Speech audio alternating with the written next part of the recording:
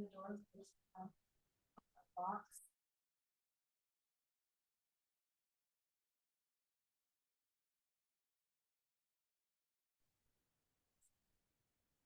Okay. Making you host.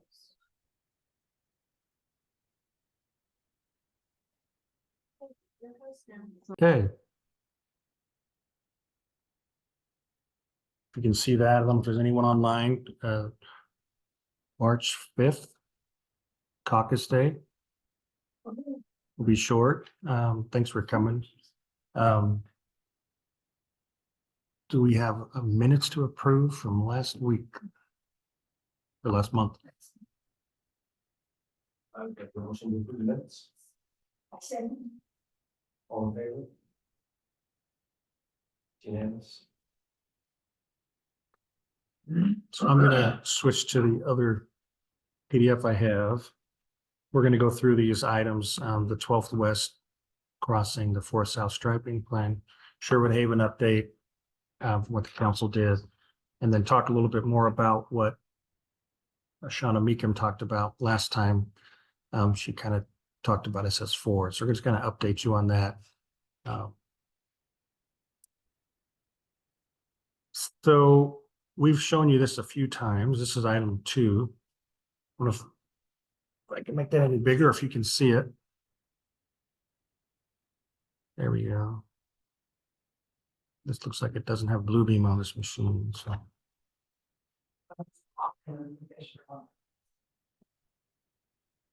There's no forgiveness. 15 minutes looking at the door. So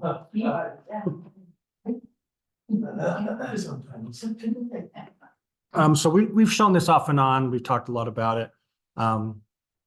Chris Shirkey pretty much went to Ryan and Brandon and said, we're doing this, we're funding it, and we're also doing a signal at 8th East and 4th North.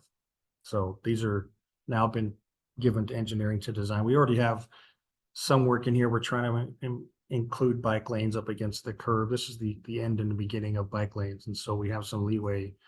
We can start it here, stop it there, or wait. But one thing that's changed from this is this is a UDOT schematic. There's a thing called the MUTCD National, and you're familiar with that. It's the Manual of Uniform Traffic Control Devices. And so they try to make every sign in every state same size, same reflected. You'll see the green signs, you'll see the historical signs. Anywhere you go in the nation, you should see the same sign motif and letters, sizing. So that MUTCD, each state looks at it and says, yeah, we agree or disagree. California was the first one, of course, to make their own. Utah has since kind of adopted a modified version of it. This is one thing that came out of the Utah MUTCD, and it does talk about school zone crossings. And this is one thing I wanted to highlight was we've been talking about this intersection or this crossing being a hawk signal, which would be red ball, stop sign, stop light, cars have to stop. What we're finding, and I saw a kid do this in my neighborhood, they press a button and they think they can go because they just start walking. I literally saw a kid like punch it and run. And I'm like, what are you doing? Like nothing's happened. And so what UDOT has done and what we're going to try here is have these yield to pedestrian signs. And there's an $8,000 sign, which is black out. It's called a blackout or blank out sign. And then it only turns on when the signals are pushed. Or there's a hard metal sign, which has the LED ring around it, like you see it, stop signs and yield signs. Every so often you'll see a LED perimeter flash. So we're going to opt for this. And so that the pedestrians will have their own head that says, look or yield, and then the cars will also need to yield. And so we're opting for the metal sign with the LED out. Yeah. As opposed to the blank sign. Yeah, for now, unless the cost comes back, because there'd be 2 of them. They're $8,000 each, and they're 600 pounds, like, and the mast arm weight and all that stuff. So we're thinking, do we need the full expensive one, or can we do with just this? And this likely could be solar, but we do have the electrical there. So we're not going to do the 20-mile-an-hour zone here at this time, but since it's a little bit higher volume road than your typical, What's the speed limit there now? it's 25. It's, the, hold on, pedestrian. Oh, it's- So the. yeah. Is that 30, 35? It's 12 wet, 30. 35, okay, I'm old. yeah. So you saying you want to do this in lieu of It the is. hawk? It's similar to a hawk, it's just that there has mast arms, it's got all the same signs. This is not what we're gonna do, it's not a 5-lane road, and we'll do the bulb outs, but this is really just to kind of show you the signs. We have to decide, is it close enough to the school, because it's on the perimeter of the school boundary, to put these, they call these doghouse signs, which is unique to schools, and the color is a little bit brighter. But just so you know that that's the pivot that Public Works is wanting to go and try these. And if we think it can be upgraded to a hawk because it's not working, we can do that. But there is a yield sign for the pedestrians, so kids will realize they can't go, there's something saying, wait. Yeah, they call it a pet head. I mean, you have the overhead for the cars, and you have a pedestrian head, which they should see. And so it's not just going to be the stop and go. It's something else that's not shown on here, but we're just finding that around colleges, UVU, it's fine, but the younger kids, it's like, I literally just saw the kid punch and run, and I'm like, you didn't even look. So I think he knows the flashers come on right away, but that doesn't mean we're ready for him to stop. Interrupt here. Do you guys know Taggart?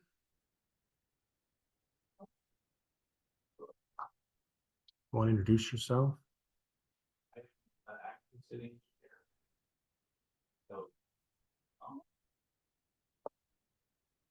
So, John does an amazing job with this, and so I'm just here to observe, and I'll probably come to this as often as I can. I was on my way here with him, stopped me and called this. Years. But I learned from John and be involved as I can to check problems and issues and find a solution. Did you say something? Did oh, I missed that. You didn't, I missed that. Oh, goodness. You were here, yeah, he's gone. He went to American Forest City. So Taggart's been here 15 years at the city. yeah, years. A lot of different projects with one throughout. So I think they'll still be here. All right, thanks. So just wanted to update you on that. Same type of crossing, same requirements, cars to yield to pedestrians. So I think it's a little bit cheaper, but that I don't think was the motivating factor, because the school has already committed to paying half of that. I missed the weird part of this. You go back to that first slide now that we can have that information. Okay, so the kids can stand on the side, they're protected by a barrier. They can make it half the way across if somebody doesn't stop. And then they make it the rest of the way across. Yeah, the plan isn't for them to sit in the refuge island, but it's a protective barrier where they're only crossing, 12 or 13 feet twice instead of whatever the whole length of that is, 36, 40, 42 feet or something. So, and there's different things we can put up. They're not shown here, but there's reflective bollards, and they're not concrete or steel. They can get hit and kind of bounce back up. The one at, 2001.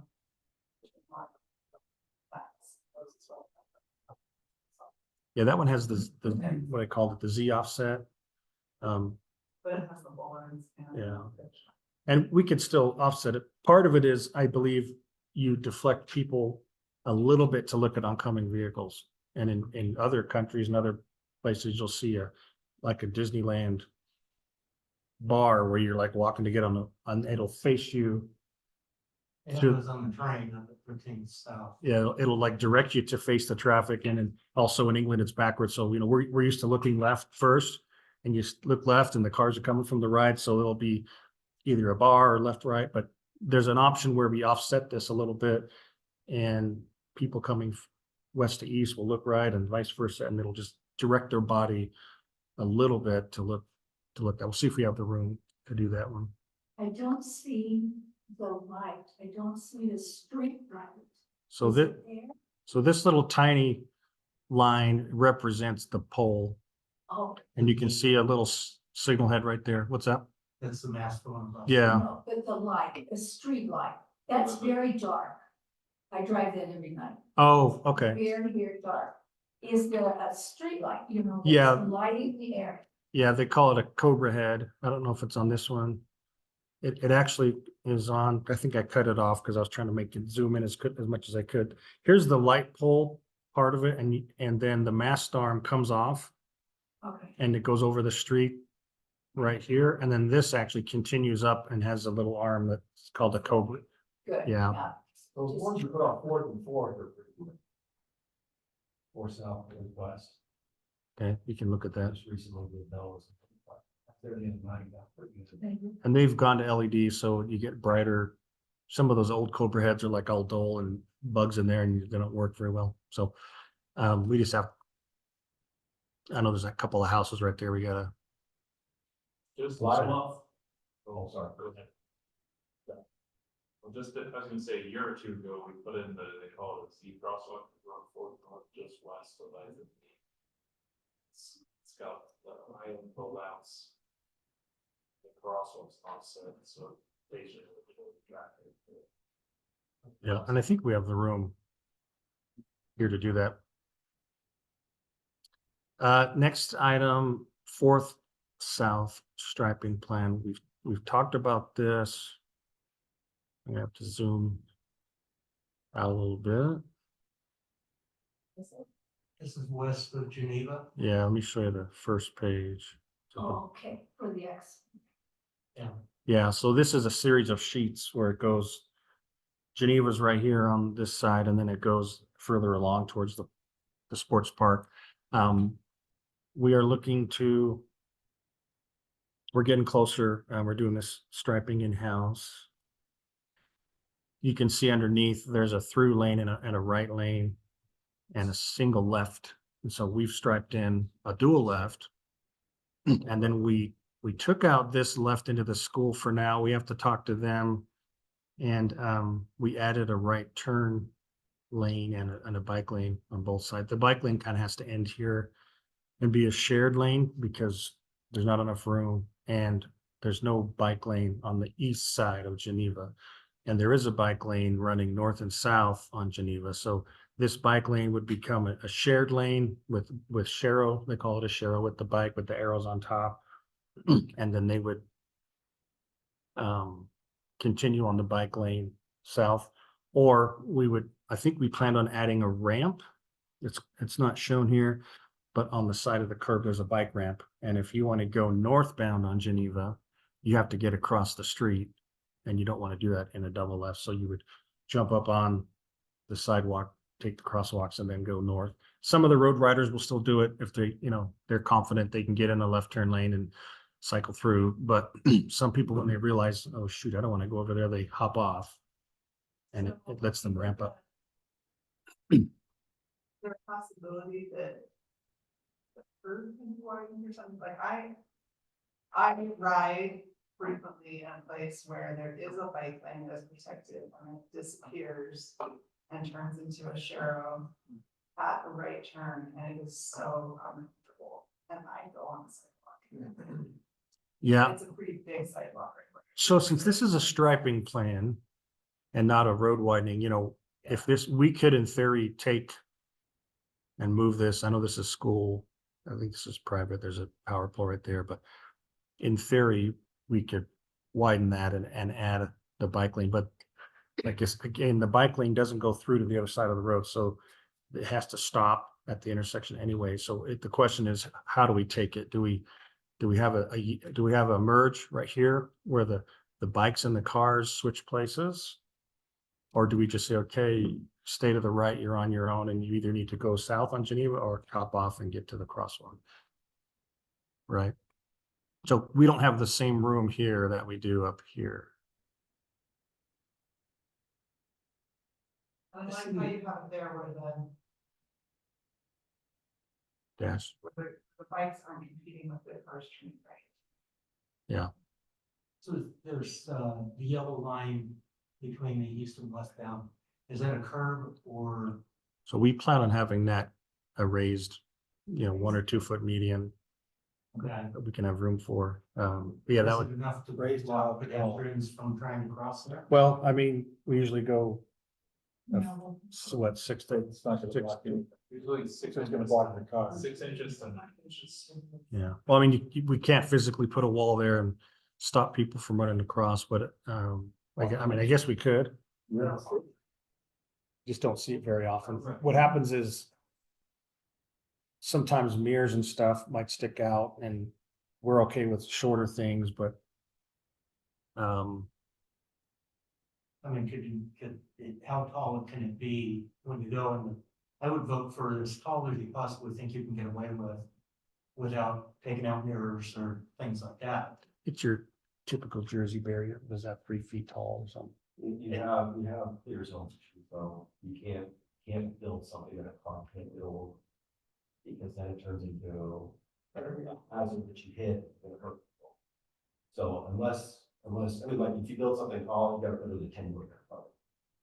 That get really expensive. Yeah. Those crash cushions, Yeah, like, so, yeah, 6 to 8 is generally what's acceptable, there's no traversable. and this is fairly new. I just got this like 20 minutes before this meeting and haven't really looked too closely. But I mean, I knew the general idea. Part of, It's obviously trying to keep the kids from trying to run across there like the one young man did. Was a girl? and then, The 6 or 8 inch curb's not gonna stop anything. What? They're still gonna run across if they want. If it's Well, only if it's 6 inch 6 to curb, 8 inches, yeah, but if it's 3 feet, then you they'll stop, they'll but think twice, yeah. then we get into other problems, so. So John, is the time for that just that section right before? Or did we actually read something about like the school crossing? and Yeah. Parking lot for the lakeside? so we have this offset intersection doesn't help. It is faculty. So we're kind of thinking to get there before the kids. And so they wouldn't compete with this area for traffic. We actually drew up a little drive aisle where we would let this just be a ride out only, like a ride in, ride out. And we would either ride out only or ride in, but because this is offset and this turn pocket exists, we're not able to maximize what we want to do here. And from a traffic standpoint, we think that this could possibly work if the school would let us, where they would come in this way and drive a single lane through into this parking lot. If they'd have to remove a couple stalls. So we haven't produced that to them. And as part of this project, which we've talked about before, was the safe routes to school crossing. And so they have a rapid flashing beacon here that Vineyard put in. And we'll talk about this a little bit with the SS4 funding. There's also discussions of a roundabout here. So that road right there, on the top left of the screen, that is into the parking lot for Lakeside, right? Yep. Right. So in terms of the bike lane, then there's a trail I think that starts. That's a pretty wide. Yeah, it's up in here. Like, we'll keep continuing west. So there's not enough room to do anything west. Vineyard has a small residential. At least for another block. too. Yeah. Really wide sidewalk. So it depends if we can use that. The other option is to, again, kind of do a ramp up and get them onto this area. This road is actually planned to be moved over, to match this. And so we would likely end the bike lane before the crosswalk and have them either come up or just keep going. We're looking at roundabouts, we're looking at moving this over and just, it may need a signal in the future. But that's the traffic side. The other side is we've shown you where the safe route to school, they kind of walk past the school and then they have to cross and they come back. And so we're looking at readjusting it or sending them through the park. That's still kind of ongoing, but the purpose of this is kind of, we'll talk a little bit more. How about doing a crosswalk at that intersection? Or is that gonna mess up with the school plan? Right here, Yeah. part of it, it's just, where do you take it? You know, it's just a weird alignment. Yeah. Um, That's why I said we can close them off. yeah, there's just no other access to this. We talked about moving it over here, but there's a soccer field. And once you cut into it, you can't get a standard size field. The guy that drew this up is from Bolivia, plays football. So he's like, yeah, you can't get that. He drew the to scale size of a football field and soccer field. And but we as a city are trying to brainstorm before we go to the school district and say, what do you think? What can we do? There's no access to the south, though. It's limited. Well, that's what I'm saying, if that's faculty only, they're coming and going at different times than buses and Yeah. students, right? So if you close that off and build them in and out through that, road that isn't grass. And they don't need to. Yeah, to make less impact, we thought, and I can't draw a straight line, but you get the picture.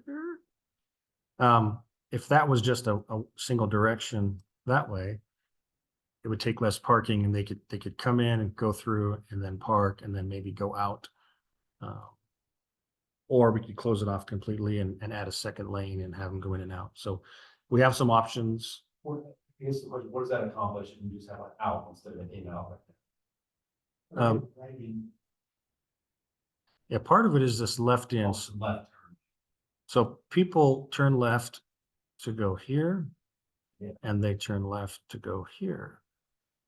So they overlap. And if it was offset the other direction, we wouldn't even care. We'd leave it, but it's the offset in the wrong direction. And so, and this doesn't get used that much. I think we talked about it, but you can kind of see, but you can see the asphalt is black and you can see right here it is too. And then this movement doesn't have any, I know it's not scientific to look at, but the black it is, the more cars are on it. And you can kind of see what's getting used without looking at volumes. We got a crosswalk on that thing. That's something. That's an option as long as they can get over. Is it Vineyard Boulevard or Vineyard? Yeah. I forget the name of this road. As long as they can get over there, but then they would be coming and crossing the road and then heading down. That's what I'm saying, that's better than them winging it. Yeah. Isn't that where she was hit? I think she was hit here, right? I think the truck turning left hit the sun and couldn't see her and something happened where she ran across. Never mind. So again, we have some work to do on these other parts. We're trying to do a legitimate sized bike lane. We could have parking here. I think there's like 9 or 10 feet. So there's, Right. So those curved bike lane. you could do that. There's a lot of space, and on weekends, that is completely active. As long as the doors, there's room for, you know, you don't swing out and hit the bike and I don't know how they do other places, but it's just have a lot of room. Yeah, they just have to have enough room. And so, yeah, go ahead. I'm just from the community. I ride my bike for a few places, some stuff.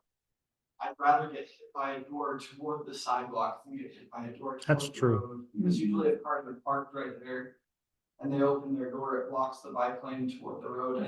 And you're gonna naturally turn left, get away from it, and then you're in a car lane. That makes sense.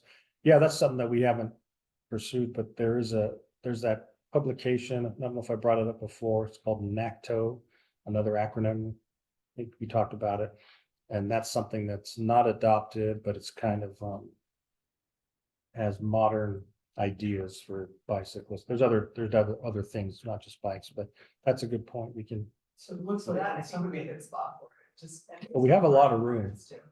in some of that space, it looks like you get a median, grass median between the sidewalk and parking. so Yeah, there's a park strip. this hatch stuff is just hatching. On the north side. Of north of the cars. Right there. Yeah, That looks like grass, right? it is. When you get into zoning requirements, They have to have grass. to be zoned. Yeah. you have to have a buffered side. But that's a park, right? Yeah. buffered side. Is it a I'm saying park? That's Is it? why. I know, but it is a park.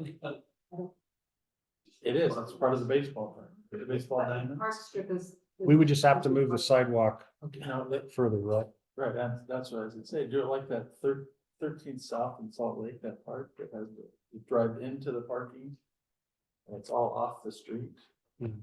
There's plenty of room there to have all. One option is to say we have a parking lot for the, Liberty Park? Liberty Park, yeah. and one option is to say, don't park on the street. We have a parking lot, for the players. And so, But they need more parking. I've been to games there. You could have parking all the way around. And right. Well, let's take some time to come up with some other alternatives. But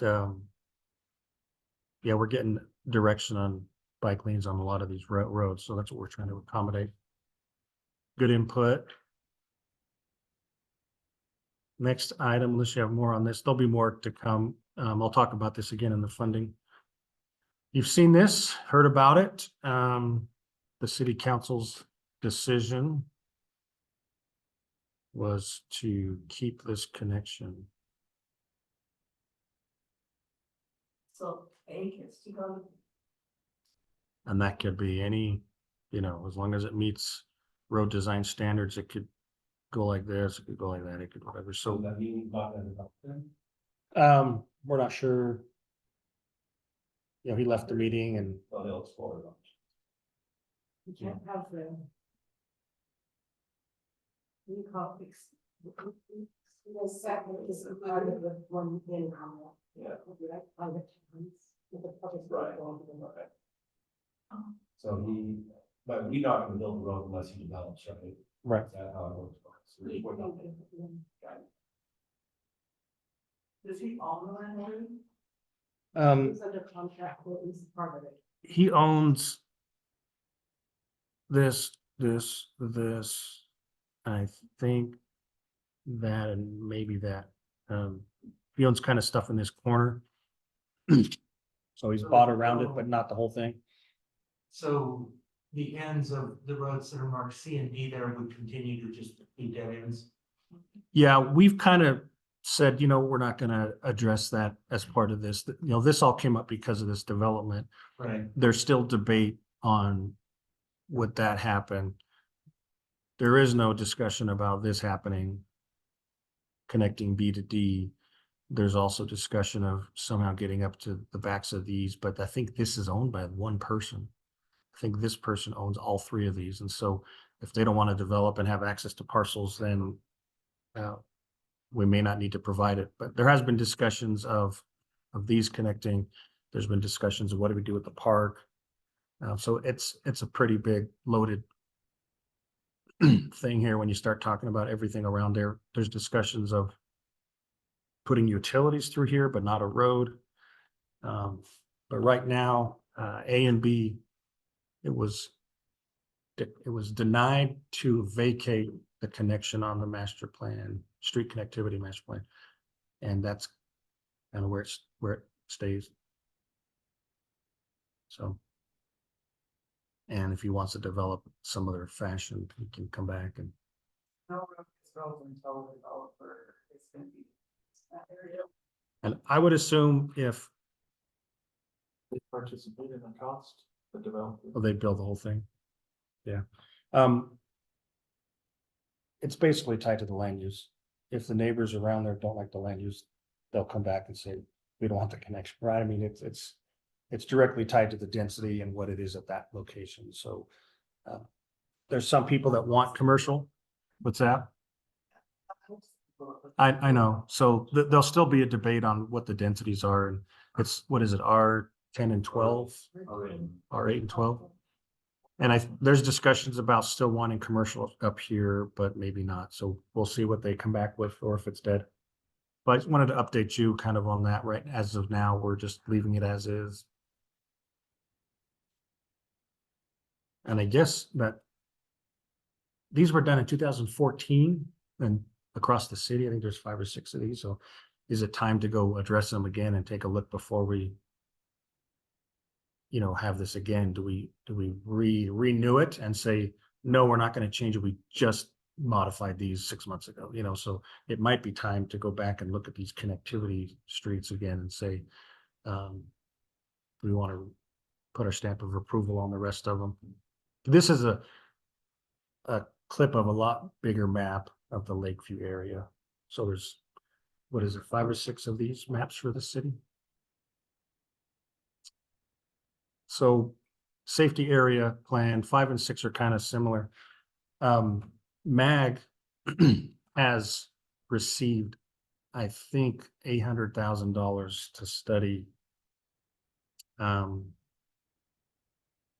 create what they're calling a safety area plan. There's probably another acronym for it, but it's basically Utah County, and they're going around with a consultant to every city saying, what's your problem areas, and they gave us a map that they showed, these are where your high fatalities are, these are where your high crashes are. Most of them are on state routes, and they can use that safety plan for 2 things. One is just to identify unsafe issues in general, and the other one is to pursue funding.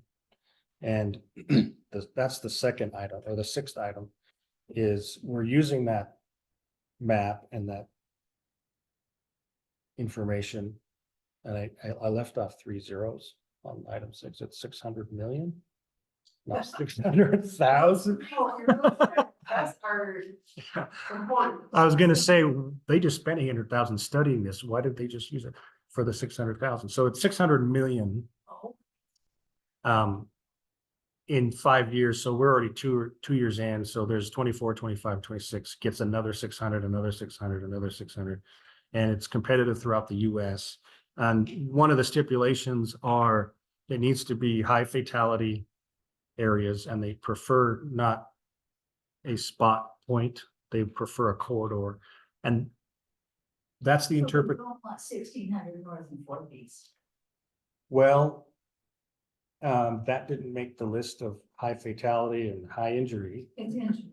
Yeah, and that is not stated from the federal government. It's MAG has looked at what projects have won in the past. And what they're finding is that it's a corridor or a system. We're trying to look at 4 South as being a system with multiple jurisdictions. And so we're possibly going to bring out a lot of things and say, all right, this is 2 or 3 blocks. It's got this issue, this issue, this issue. Clearly we had the fatality, but wasn't there another fatality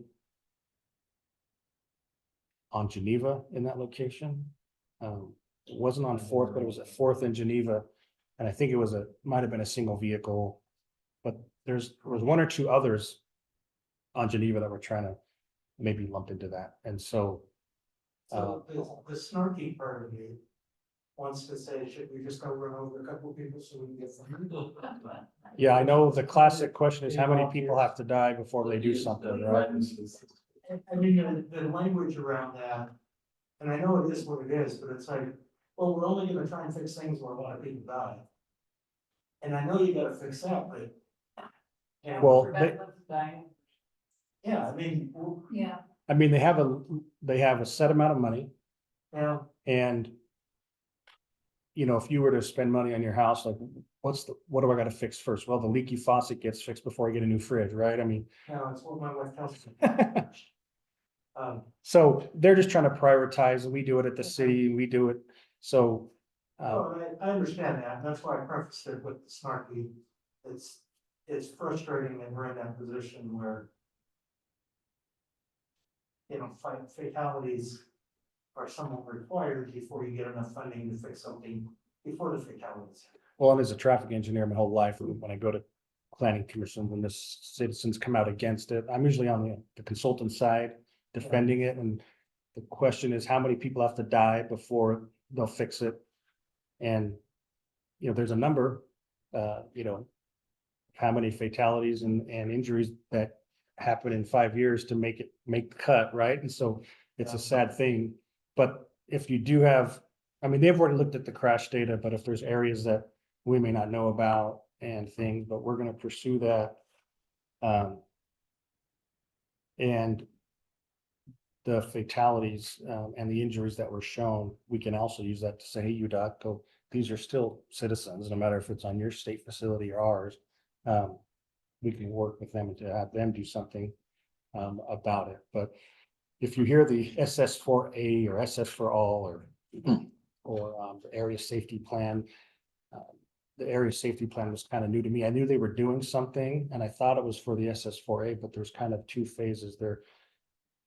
They don't just want to know projects that will compete for the SS4 stuff, but they also want to know, just tell us your safety projects and we can use this going forward and modify it so it's beneficial.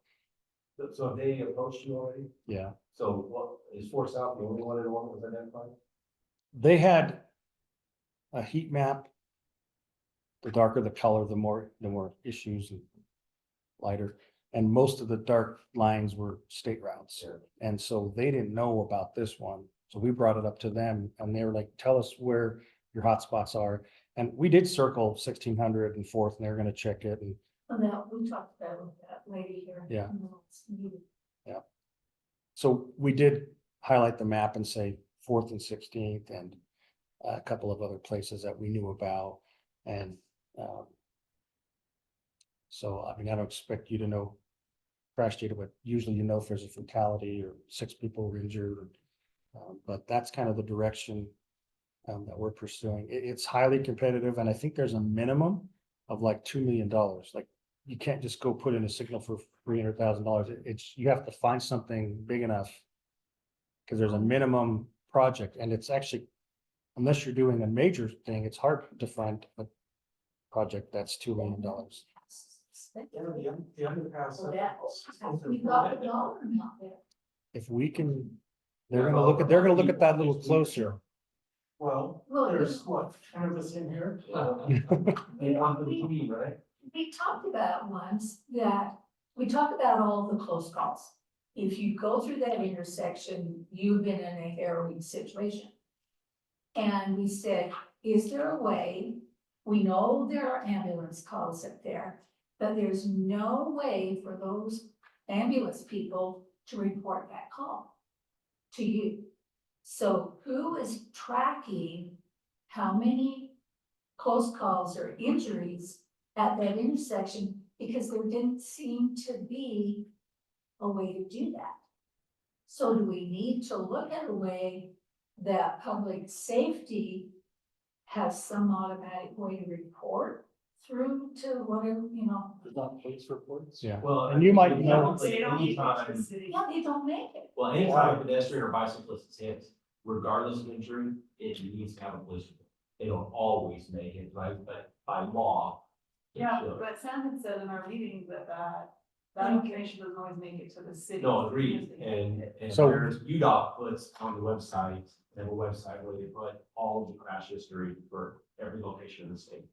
So engineering or whoever Things go- can go to that website and. look. Yeah, We don't have a process, that's what I'm saying. well, We the need a process is something happens, police write a report, it goes to the state, we go on the website, we draw a little circle and say, tell me all the accidents in the last 5 years that's happened here. They kick it out and then we go through and look at them and is it northbound, southbound, is it bicycles, pedestrian? So that is the process. It doesn't come directly to the city. Okay. It goes from the police departments to the state, and the state just recently, I mean, that's a new thing. We used to have to get a grammar request as a consultant every time we wanted to know anything. Then they redact everything, right? Because we don't care the people's names and addresses. We just want to know what happened. But now they get scrubbed and we can see what type, the condition, the weather, how many people were injured, how many cars were in there, was it a single rear end angle? I mean, here's the expert right there in crash reconstruction, so tell me if I'm wrong or if you have stuff to add, but that's the best system we have. When I was at Sparks in Nevada, the state required that the cities send in their reports, but they weren't digital. They didn't have digital report. They had to go take a paper, and then the paper was given to the police department. They redacted all the information. Then it was given to an intern, a traffic intern, and they were supposed to manually enter, but the state didn't pay for that intern. And there was stacks and stacks and stacks. So there was years, if you worked in Nevada, that there's terrible data. And at least here, I don't know if they're automated digital things, but that gets uploaded and it's all automatic, and the least amount of human touch, because there's going to be errors in it, the better. So it's a pretty good system compared to what I've seen at other places. Yes, stuff's going to get missed. When I had a project in Spanish Fork, I asked the state for their data and then asked the city for their data. And there was definitely, but that was like 10 years ago. There was some difference, additives and deletions, but we asked them to look at that intersection a little closer. We just can't quantify near misses. I think at one of the school, I don't know if it was here or one of the school community council meetings, they wanted us to do a survey of all the kids that nearly got hit. And we tell you the answer, that all of them, We had that meeting at the school a few months ago. Every single person there told a story, and there were a lot of people there. Everybody had a story. And I thought, I wish we could make a list, quantify that somehow, but everybody. And so. yeah, it's, Is the city the right, entity, or is it maybe something through that? Like, is there a way to develop a really easy system of self-reporting? Cause when in some of the bike meetings that I go to, people are like, oh, yeah, I almost got hit again, and it was this spot. And it's like, oh, I've almost been hit there too. Like, it's a poor construction, but that information isn't ever gonna get to the people that need the information. And I'm not saying that we should consider near misses in the same way we consider fatalities. But should we be thinking about some way for people to self-report, this space doesn't feel safe? That sounds like an app on the city side. Or a Google form. Maybe we could talk to- What intersection, what happened? maybe talk to Peter Wolfley, and I don't know if he's the right person, or GIS. To me, it's a GIS based app where you'd be like, we did it for a short-term project for the University of Utah master plan, and we made an app. And we said, when you're out and about, it's geolocated, so you can stand there, take a picture and say, there's a pothole here, there's this here, there's an issue here. We got 1,000 responses. Usually we get 100, 150 comments from the public on a master plan. We got 990 something. And we had to go through and filter them all. But that was a one-time, one and done app that can be created. It could be, it would just have to be managed and checked. And if nothing at all, we say, there's been 20 near misses here. 20 near misses is one injury. And I mean, if you want to quantify it that way, fine, if you want to prioritize it that way, but at least then you understand, or we understand where the near misses are happening. Because eventually, if there's 20 near misses and that equals one fatality, the 21st near miss might be the next fatality. Yeah. And maybe we can talk to the right people at the city to say, this is what people are talking about. How serious can this be done? Now that do something for potholes. Do they? City. I don't know that much, if they have used something for report potholes. Yeah, I've seen research that will put a PM or something and look at it, and then you can, what's the right word, scientifically quantify this.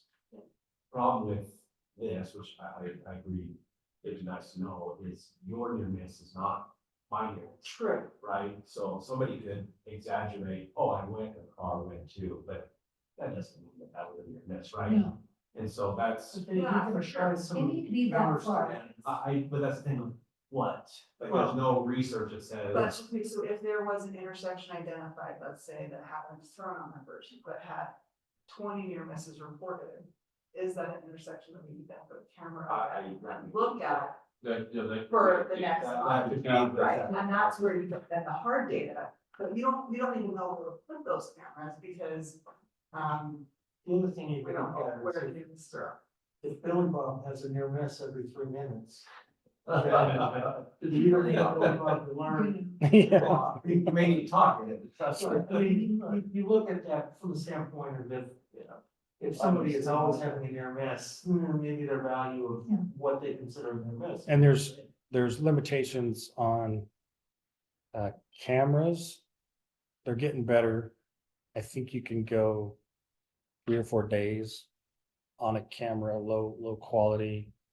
You can get battery boosters, but then you gotta have someone go watch it Mhm. at, 15 to 18. But there bucks an are hour. AI apps now that can do that. I mean, there's an app now that I was talking to Bentley this morning that they put cameras on the car and they'll drive a 10-mile stretch. And within an hour or two, they know where all the dents in the guardrails are. They know where all the poles are. They know where all the signs are along the side of the road. All of this stuff within literally a few minutes. And now that costs money, I get it. But there are ways, particularly now with AI, that they could do some of it. At our company, we are required to report near misses, even if we work in the office. I work in my home office. If I stumble walking towards my chair to work, I'm required to report that. I don't always do it. And they're like, really, Bob? This is your. But what's happened is our accident rate at work over the last decade and a half has plummeted to the point where we don't have injury accidents at our company. I mean, they happen, they can happen, but not like they were before. So reporting the near miss, which, it brings attention to a spot, right? And you can't act on the hearsay of, I was almost there, or I almost had that, but you can act on it from the standpoint of observing and doing a formal study. Yeah. So I would support some type of, if it's a Google form, if it's a GIS, something in Esri that you just take the picture where you were at, it's on an app on your phone, big picture. I almost got hit by a car. Yeah, and if it's geolocated, if they did it right then, they wouldn't have to Right. type in the information, it would just.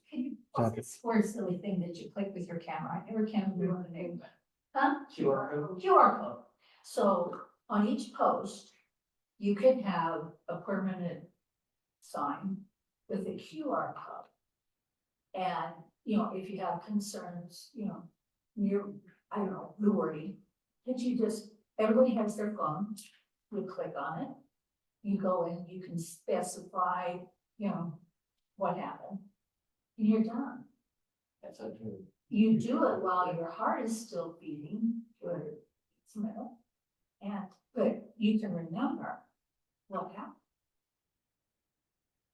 Interesting. They do those at grave sites now, where you can put a QR code on a grave site and scan it, and it'll go through like a video of the person. person? Yeah, Yeah. they're like little metal stickets. See, we all feel like we were nearly in. Yeah, I think it's something we should, we're not gonna solve it right now, but the conversation should be able and continue.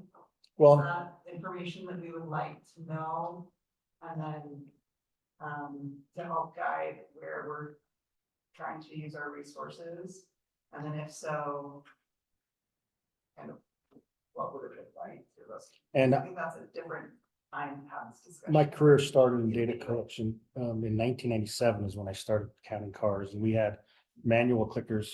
You up to, Denominator was the brand. What's that? how many cars are you up to now? Oh, yeah. And then we started using GoPros when they came out, and there's only like 2 hours. And then we bought $1,000 cameras, and now they're pretty sophisticated. And so the hardest thing is the quantifiability that we've mentioned, where a near miss is qualitative and hearsay type of, but we can go back and talk to people here and research a little bit about what can be done. you brought up a good point about AI because we pay, my son counts cars right now on a video. And that's how it's done. It's a special keyboard with an intersection and you're sitting there watching a video and you can speed it up and slow it down if it's too busy and you can't keep up. So there's a human element there that's errored, but when you're watching for one incident in a day and you're not counting the cars, you're just looking for the near miss, Right. you can speed it up and go faster, but I mean, you have to define what a near miss is. Yeah.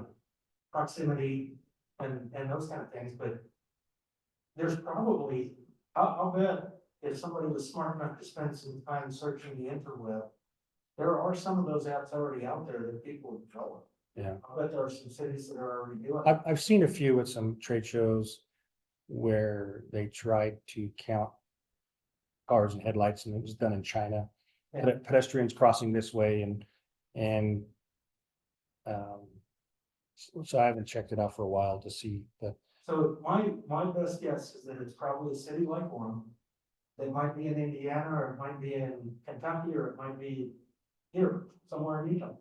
That some smart intern who's working for a small city has developed an app and that city's using it. And they may not even think of commercializing it. Or they might, you know, I mean, or paid for the development of Work Perfect. And, you know, didn't capitalize on the commercial side of it, but there's probably something out there that somebody's done, either in the Esri world with the GIS side, or someone has probably done something. well, going forward, we'll look at the 4th South Bike Boulevard, buffer bike lane, swap parking. There are things out there. And then we'll pursue this last 10 minutes of about data collection and near misses and see if other people are doing it. I think it's something you really want to do. That's still a good conversation. Since I've counted for a while, we would save funny videos. My friends have clips who are in the counting business of like stuff that's happened, not near misses, but like people crashing or bicyclists or people tripping, you know. So we have like this reel of bloopers. The sad thing is it's usually bicyclists in a roundabout, you know, where they slip out or crash or they're not injury ones that you kind of cringe, but some of them are funny, but nothing, you're not laughing at pain. Any other items? Okay. Any other items for this meeting? No? Move to adjourn? Second. He can have it. Doesn't matter. All in favor? Favor of adjourning? There we go. Stay. We have to get the vote in. Unanimous.